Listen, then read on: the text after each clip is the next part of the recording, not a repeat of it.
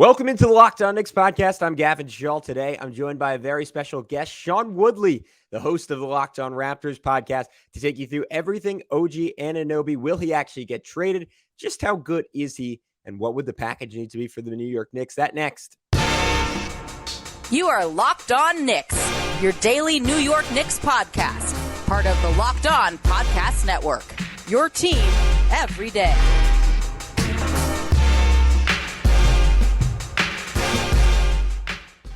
You are Locked On Knicks, your team every day, and we are there for fans through all of what being a fan is. I want to thank you for making Locked On Knicks your first listen today and every other day. If you want to ensure that you can do that, subscribe on YouTube, hit that notifications bell so you never ever miss an episode there, and be sure to subscribe on your podcast platform of choice. But who's shilling for subs? I'm Gavin Schall, your favorite play-by-play broadcaster's favorite play-by-play broadcaster. And today, as noted, we welcome on my good friend Sean Woodley to talk about a topic that is near and dear to many of your hearts, near and dear to my heart. That is OG Anunoby. And I think I appreciated him as a player before this podcast, but Sean really convinced me that he's the guy that the New York Knicks maybe should go all in on. And that also the price could be prohibitive, but potentially worth it. Want to find out for yourself? Tune in right now. All right, guys, as promised, we are joined by Sean Woodley, the host of the Locked On Raptors podcast. Our longtime rivals, we get our comment sections flooded with love from Toronto every single time we bring him on. Sean, how's it going, man? It's good, man. Thanks for having me on. Yeah, can't wait. Of course, we're going to talk OG Anunoby, but I want to start from a little wider perspective, partially because I think it's good to set the stage, partially because I'm just genuinely curious. Toronto has kind of been in a limbo state for a while now. Coming off the trade deadline, or rather coming into the trade deadline, there was this notion like, all right, either they're going to ship off a bunch of their guys or they're going to go all in, make a couple of big moves. Instead, they kind of go in between, just get Jakob Poeltl, miss out on the playoffs. Now Fred VanVleet's gone. Poeltl's back for $20 million a year. What's the general direction that this team is going post Nick Nurse? Beats me, man. It's confusing here too. I don't think I necessarily blame them for what they did at the deadline, frankly, because if you look at the reported offers out there for Fred VanVleet, who felt like the most likely guy to get traded as the big pending UFA, who they maybe didn't want to keep around long-term. Turns out, I think they did, but it didn't end up working out. But like them not trading Fred VanVleet for Grayson Allen and a protected future first from the Bucks, or for Luke Kennard and Brandon Boston Jr. from the Clippers, I don't think that is like a bad thing to not do. I think they looked at their track record of, hey, we've been able to keep our own free agents pretty regularly throughout the years. Kyle Lowry signed 3 different contracts with the team. DeMar DeRozan, all sorts of guys. Fred VanVleet, 2 different times himself as a UFA, kept with the Raptors too. And so I think they made a pretty reasonable bet based on their history that they'd be able to keep Fred VanVleet, along with Jakob Poeltl and Gary Trent Jr., who were all sort of deemed to be pending UFAs. Gary Trent Jr. opted in, made things a little bit cleaner for them, but still, they set themselves up with a really difficult offseason to pull off. And we're at the risk of one team with a lot of cap space coming in and throwing a Godfather offer at one of Jakob Poeltl or Fred VanVleet. Turns out it was the Rockets with VanVleet, and they had nothing to counter with. They could not, in good conscience, match and give him $43 million a year, because Fred VanVleet, for all he does well, and he does a lot well, he's not a $43 million a year player, and it would have set them up with some really bad money issues going forward. And so I think now it is very much an open question as to what's next. Their plan to run it back, which wasn't like a perfect plan, but I think was a totally reasonable plan considering 21-year-old Scotty Barnes is on the roster, and if he takes a jump, then everything starts to look a little bit better. But that it gets a lot harder now to run it back, because if you look around the Raptors roster, there are notably like no guards. There's Dennis Schroeder, and then there's kind of nothing else. And when it comes to guard play, I don't know if you're familiar with 100 years of basketball being played, but guards are important. Having pick and roll operation is valuable, and they don't have that on the roster right now. And so they got to find a way to pull a rabbit out of a hat this summer, I think, and try to find some kind of guard play to add to the roster.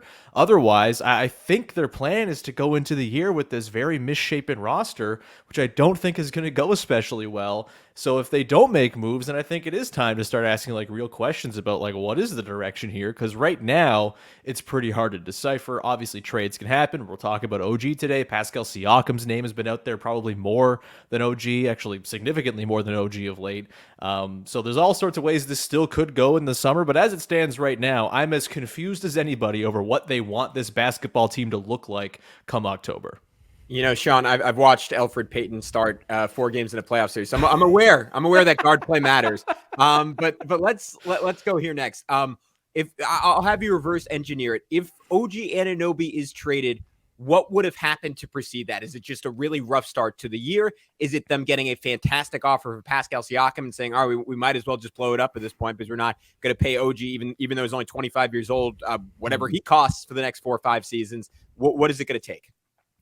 I think it's going to take a lot for OG to be moved, frankly. I think if they had their druthers, like Scotty and OG is kind of their core, they'd keep going forward. Because OG fits beautifully. He fits awesome with Jakob Poeltl, who they just signed, you mentioned, for 4 years, $80 million.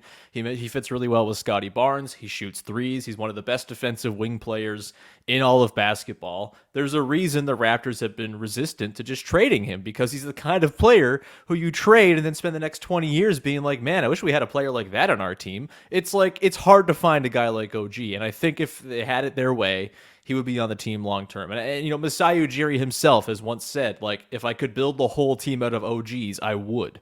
He's this guy. And I think this is going to be a very telling and interesting year. I think he's going into what is going to be a contract year. He's definitely opting out next year. And I know there's like, oh no, can you pay OG Anunoby $35 million a year? Can you pay him Jeremy Grant money? And frankly, I think you can. Like, the cap is going up. Can I interrupt you for 1 second? It becomes so much easier when you phrase it as Jeremy Grant money. It's like, oh yeah, if I could give Jeremy Grant money, that's not bad. Yeah, go ahead. Absolutely, right? And it's like the cap is going to go up. It's going to go up 10% every year for, I don't know, perpetuity. Like, it's not always going to keep on going up, but I feel like any deal signed this summer or next is going to age pretty well, all things considered. And so I'm not all that concerned about giving OG the money. His defense and the way he affects winning is so unbelievably noticeable. Even if he doesn't have like a next step in him, as it were, as like an on-ball creator type, he's still the type of player who every single serious basketball team should want on their roster because of all the stuff he does. There's been stuff about him wanting an upgraded role and all of that. I'm sure he'll get a chance to flex his muscles this season on a team that has no shooting except for him and like 2 other guys. He's going to get his chances. And I do think if they had it their way, he'd be on the team long term. The thing that would cause him to maybe be sort of the next guy moved is if they extend Pascal Siakam this summer and decide we don't want to go into this season worrying about OG potentially as a flight risk. It's going to be very expensive to keep OG, Pascal, and Scotty all long term. Maybe they even have designs on trading Pascal once he's under a new contract down the line anyway, but still, it's a lot more complicated. I think if Siakam extends and they go into the season and things start poorly, then I think you're probably looking at something maybe around the deadline where you try to ship OG off just to not have the same Fred VanVleet-like situation of this summer where it just takes one team to blow you out of the water.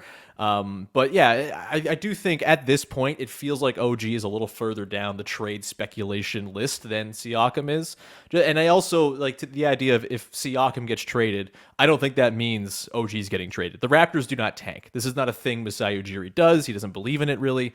And I do think if Siakam gets traded, that just means OG is going to have more of a role and he's even less likely to get moved beyond there. So yeah, it's tough to see a pathway to a deal coming through, but there are always ways and there's always a price, obviously. All right, guys, we are going to continue talking with Sean about what makes OG Anunoby worth a big price for the New York Knicks. But first, it's officially summer and a new season means new clothes. But your closet shouldn't be the only thing growing when you make these purchases. Now you can also watch your cash back grow with each buy with Ibotta. Ibotta gives you cash back and hundreds of grocery items from produce to personal care to pantry goods, so you can make sure you're beating inflation no matter what you're purchasing. Either link your loyalty account or upload your receipt after you shop and get your cash back. It's that easy. The average Ibotta user saves $120 a year. That can cover the cost of an entire shopping trip, or you could use your cash back to buy that flight you've been eyeing, that game you've been dying to go to, that Knicks game you've been dying to go to, let's be honest, or the fancy dinner you've been craving. Other apps give you points that just don't amount to much at the end of the day. But with Ibotta, you get real cash back that you can cash out to your bank account, PayPal, or gift cards. Right now, Ibotta is offering our listeners $5 just for trying Ibotta by using the code LOCKED.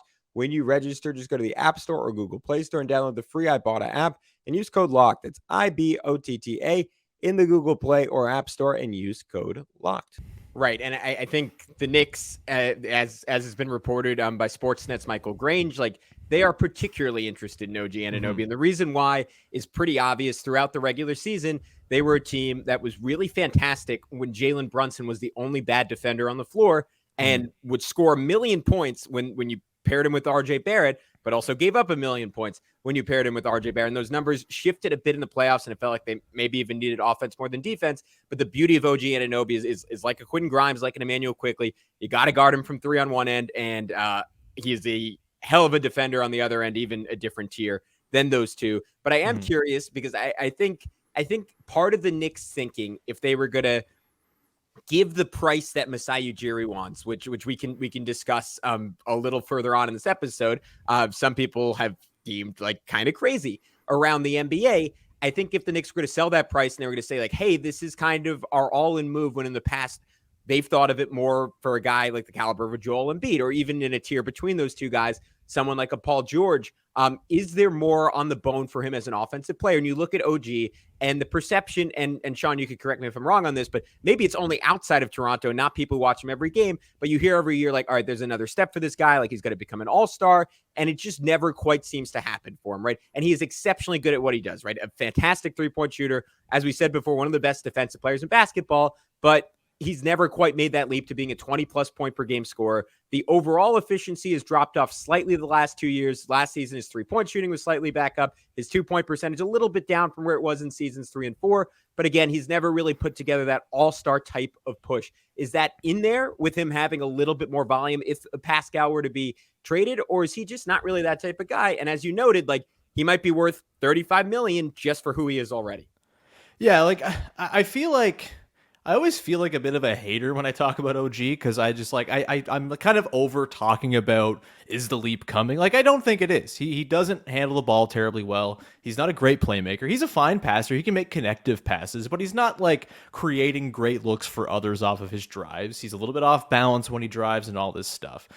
And I just frankly think it's a misuse of everything he does well to be like, all right, you go create and run a bunch of pick and rolls, because he's an outstanding off the ball scorer. He is an incredible cutter. The number of times that after Jakob Poeltl arrived and him and OG hooked up for lobs as OG was cutting baseline, it just happened like 3 times a game, because OG knows where to be off the ball. He knows when to cut. He knows when to time his cuts and all this stuff. He's an outstanding catch and shoot 3-point shooter. He can make a second side action happen for you. He can attack a closeout and make something happen out of it, but he's not creating from a standstill more often than not. He's not the guy who's going to make something from nothing, and I think that's perfectly fine. Like the player he is right now helps really good teams win basketball games. Full stop, end of story. And probably does so a lot more than a lot of players who do put up buckets but don't do a lot of the stuff that OG does on the side. And so I've just like accepted that OG is not going to be some kind of star offensive creator,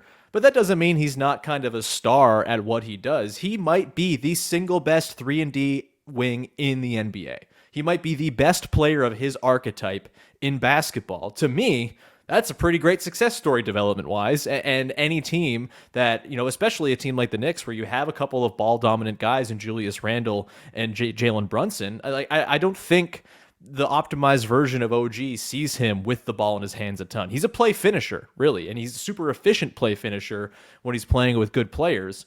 The problem is, I feel like all of the noise about OG wanting a bigger role. I know Jake Fisher from from Yahoo's been big on reporting this. Like, he wants a little bit more of a role in the offense, and I think it's going to be there for him with the Raptors this year, just by necessity. But like, if he gets traded to the Knicks, he's not going to have that expanded role, and so will he even be happy with that? It's an interesting thing to try to figure out. I also have the hunch that if OG were on a team that was winning a whole bunch of games and he were kind of shining as one of the best role players in all of basketball, things things would be just fine. He's still going to get his money and all of that. But yeah, it's a bit of a tough one because I know there's lots of folks out there who are like, OG's got the next step. It's going to happen. I'm like, just let OG be OG. OG's incredible the way he is. He doesn't have to become this on-ball force of a creator because most players just aren't that. And he does stuff away from the ball that's just so bloody important. And the defense, again, I cannot stress how good OG Anunoby is at playing defense and how he frankly is one of like 5 players in the world who can credibly guard 1 through 5. That gets thrown around a lot. Oh, 1 through 5 defender. No. OG actually is. You know who was like the best guy guarding Nikola Jokic at any point last season? It was OG Anunoby. And there is like a reason that a lot of teams want to trade for him and a reason the Raptors have a pretty high price tag that they're going to require for him because he does stuff that winning basketball teams badly need.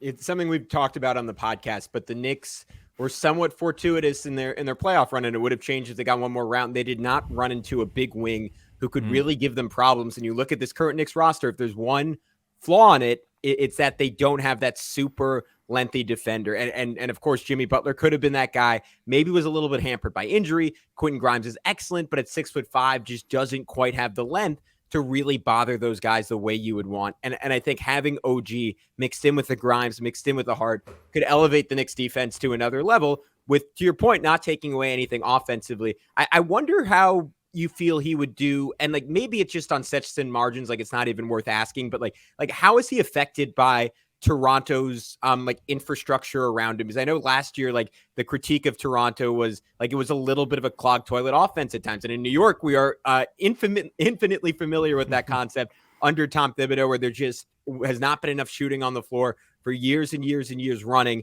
And it feels like Jalen Brunson, as just a creator, would apologies to Pascal Siakam, maybe be like the best guy he's played with post Kawhi Leonard offensively. But he also wouldn't have the passing of someone like Jakob Poeltl with the Mitchell Robinson. So how do you think he would look like outside of Toronto, I guess? Like, would it just be a lot of the same?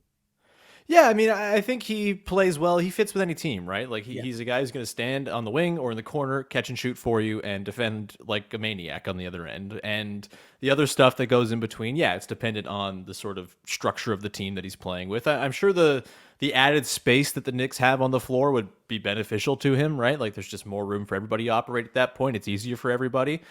You know, that said, you know, I think he has kind of, we saw down the stretch, really, when Jakob Poeltl arrived, we saw what OG can do within a functional offense. And the Raptors don't really have that anymore because Fred VanVleet's gone, but like they ran a pretty regular pick and roll offense down the stretch, and OG was able to really eat off of that. Again, whether it was cutting when they would improvise elbow stuff with Jakob, you know, working from the elbows and passing from there, Scotty Barnes doing that as well, whether it was just regular drive and kick and he's the guy receiving the kick and all of that. Like, I think we would see a pretty similar structure of how he'd fit in with the Knicks, just probably with just a little bit more space. Interesting, the lack of passing from Mitchell Robinson and how that would kind of play in, but I do think it would be, you know, a perfectly fine fit. And you know, I'm sure he always picks his little pockets. He'll have windows of games where he'll go and try to, you know, pull up from mid range and kind of do his creation thing once in a while. I'm sure he'd get those chances as well in the Knicks with some bench lineups. But yeah, I think it would be a pretty similar setup to what we've seen, and we've seen him in Toronto, even with like a less than perfect offensive ecosystem, be one of the better play finishing sort of, you know, efficient role player types in the league over the last little while. And the years where his efficiency dipped, it's when he was asked to do a little bit more and kind of get it over his skis a little bit, offensively speaking. Is there a part of his game just on the margins you're still looking for him to make a jump? Like, let's just say, like, right, he never becomes that alpha 20 plus points per game guy, but if this clicks for him, he could just be like 10% better. Frankly, it's just like the aggression when it comes to putting threes up. And we saw it a little bit down the stretch. His volume upticked a little bit after they got Jakob Poeltl. And he's going to be on the Raptors this year. I'd be pretty surprised if he's not. He's going to have a chance to take like 8-9 threes a game. They lost Fred VanVleet, who took 9 threes a game. And I don't know where they're replacing those right now. It can't all be rookie Grady Dick. Like, there's just no way.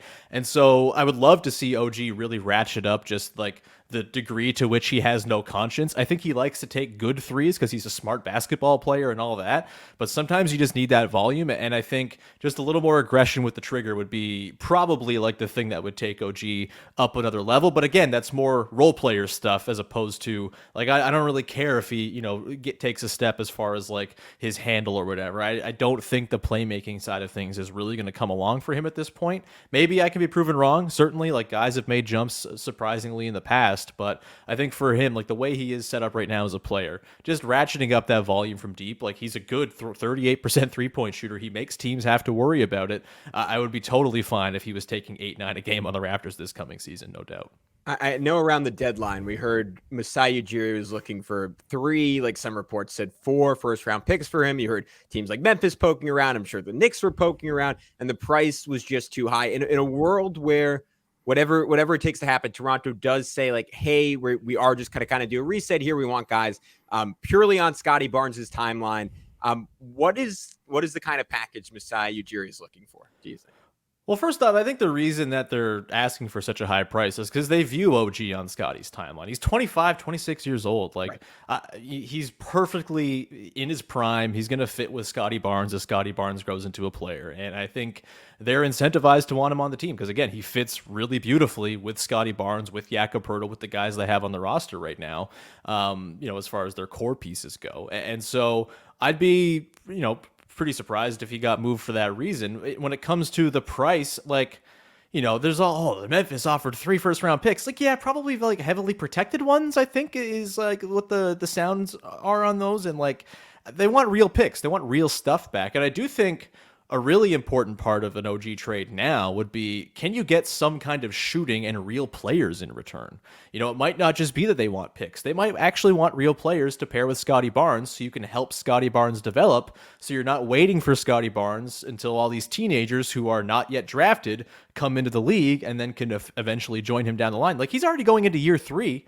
The clock is on. Like, Scotty Barnes is leveling up here, and at some point, there will be, you're going to want to have a real team around him. And so they're going to have to get some form of shooting back and real ready-to-play dudes in exchange for OG, in addition to whatever picks come in. Like, whatever the degree of pick package there is, they're all, there's no 4-pick package that is the same as another 4-pick package because all the picks are different and they come from different teams and have different protections and all of that. But, like, I think if you could get, like, 2 reasonably sort of projectable players who you could slot into your lineup right away, and then like a couple of picks as well, like I think you could be off to something there and starting the conversation. But as much as the Raptors seem to get clowned for not giving their players away for crap, like they're not going to do that. Like there's a reason they're being stingy or stubborn with this, is they have no obligation to trade OG. I'm sure they're convinced they can keep him, as they have been convinced with their own free agents in the past.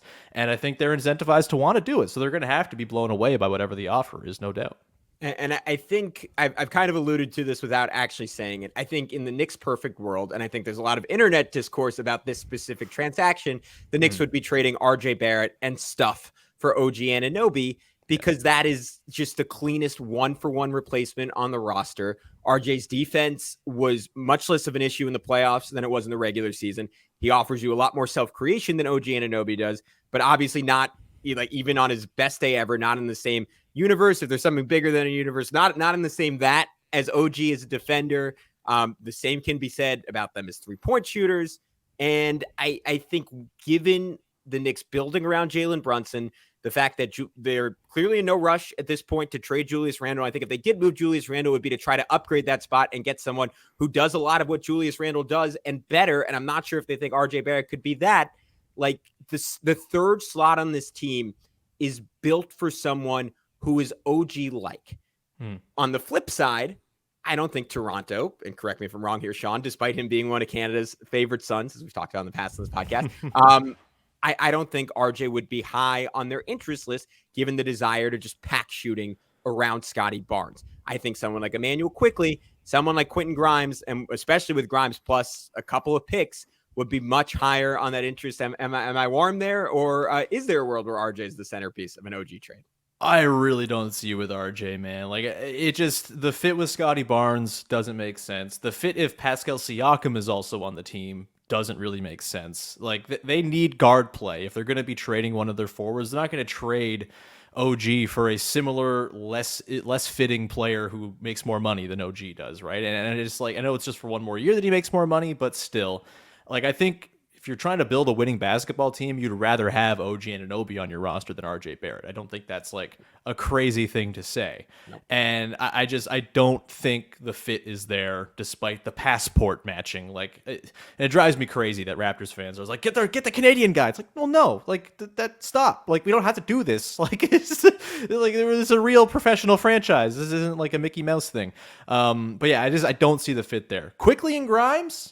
Now you're talking, because like Quickly has long been one of my favorite potential targets for the Raptors to address their guard issues. And like I've gone to sleep thinking about Emmanuel Quickly on the Raptors the last week since Fred VanVleet walked, because he would be a perfect addition to what they got going on. A lovely fit next to Scotty Barnes. He brings the 3-point shooting, he brings the defense, and he brings a little bit of off-ball play, because you want to have Scotty have some sort of role in how the offense is running, even if I don't think he's ready to be like the full-time, ball handler on this team, the way some people want him to be.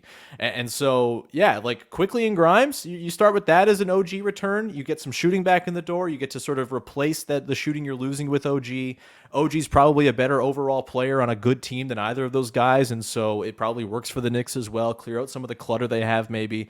I could see that coming together, but I really don't see it with RJ Barrett. The fit just does not make any sense for the Raptors. I do want to ask you, though. Yeah.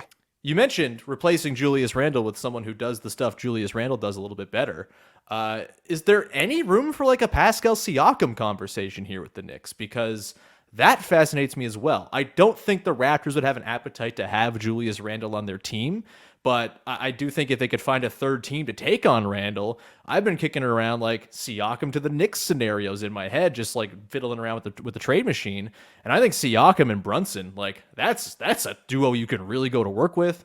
Siakam's one of his best seasons came working with Kyle Lowry, who I feel like Jalen Brunson is maybe the closest approximation to peak Kyle Lowry I've seen since peak Kyle Lowry. And I think that could work really, really well. I know there's like a constant sort of Randle versus Siakam thing among power forward appreciators around the league.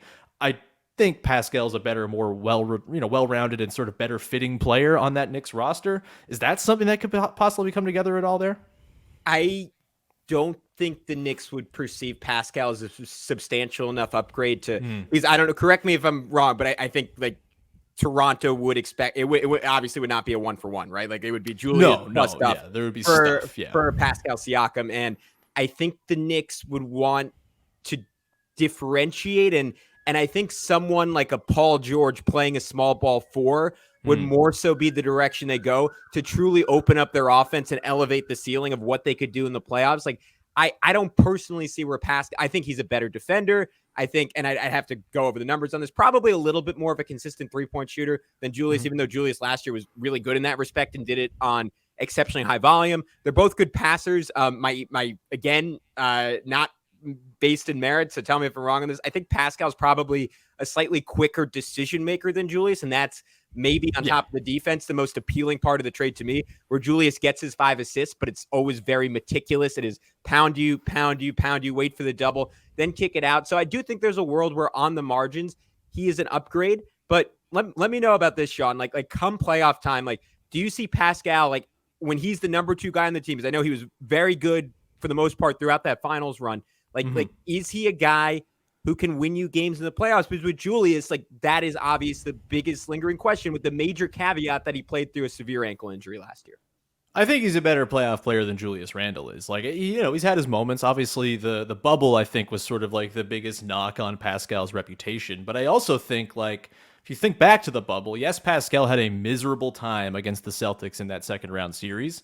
They also don't make it 7 games in that series without Pascal absolutely demolishing the Celtics on the defensive end for 7 games. He was incredible as the backline of defense in a very small Raptors lineup throughout that entire series. And that's the Pascal thing. He can stay on the floor when his offense isn't really working for him because he is a very good defender. He's a great team defender. He's a great backline help guy.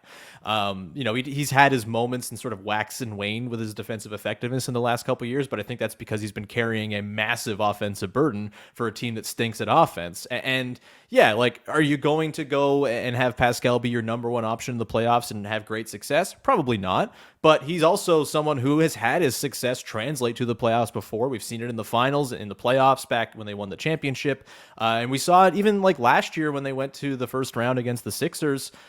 Pascal was incredible in that series. He had a couple bad games, as everyone does in a playoff series, but he also had a couple where he just completely carried the Raptors to victory. And I think he would be an excellent complement next to Jalen Brunson. Brunson's have an issue with size and length. You can have Pascal run your offense credibly with quicker decision-making than you'd get with a Randle, and you have that extra option for how to run your offense. I think he'd be a really lovely fit there. Again, it's tough to see what comes together. I guess in my head, I probably value Julius Randle much less than the Knicks would, and so I need to sort of bake that into my own assessment making up this fake trade. But I do think just like in a vacuum, Pascal's a better fit and a better playoff player than Julius Randle, and I think would be just like such a dynamite addition next to Brunson, considering the way he's paired with shooting first point guards in the past. Yeah, I think it was really harmful to how the Knicks plan going forward that they didn't get to see a healthy Julius Randle in the playoffs, because like the 20-minute stretch where he was healthy, which was the first half of Game 5 against the Cavs, against small sample size, like he was taking it to Evan Mobley, he was taking it to Jarrett Allen, and it's this frustrating thing where like it felt like in some ways like he had figured things out. Like he had stretches like I am one of the Julius Randle haters out there. Like I came into last time saying like they need to trade this guy no matter what. He is so utterly destructive to a culture, to a team on and off the court. And he came back and he made me eat my words. Like he was a deserving second team All NBA guy last year. He was after the first 10 games of the year, he was awesome. I want to finish on this. I think what the trade would look like with OG, I don't think the Knicks would, maybe I'm wrong, I don't think they would give up Grimes and Quickly. I think Quickly, though, they got DiVincenzo as Quickly insurance so they could move him, despite the fact that those lineups had great numbers. I don't think there's an appetite for him and Brunson to start next to each other long term. I think Quickly rightfully wants to be a starter somewhere. Maybe this is sacrilegious to say to someone who hosts Locked On Raptors. I think Quickly could be an upgrade on Fred VanVleet. I think he's as good of a defender. I think he's a better shooter. I think some of the efficiency concerns with VanVleet could be there with Quickly. Like the one knock on him is we've never seen him play substantial minutes as a starter for a full season. But when he got the chance last year, he was 21, 5-5 on pretty good efficiency, got separation in a way that I don't think VanVleet can. I think he would do really, really well in that offense. But just because of the size differential between him and OG, even though Quickly packs much more creative pop, like I think the Knicks would probably have to attach assets to Quickly to move off him and get OG. But to me, if the trade were going to happen, that would be it. And then if there's another move for the Knicks to make, like you could question, like, all right, does RJ fit then? Are you turning RJ into a sixth man? I think they would do that with moving RJ in a separate trade in mind. But I do think OG is just such a good fit for the Knicks. And I don't know if Quickly's long for the Knicks world. To me, like if it went down, I think that would ultimately be kind of the basis of the deal.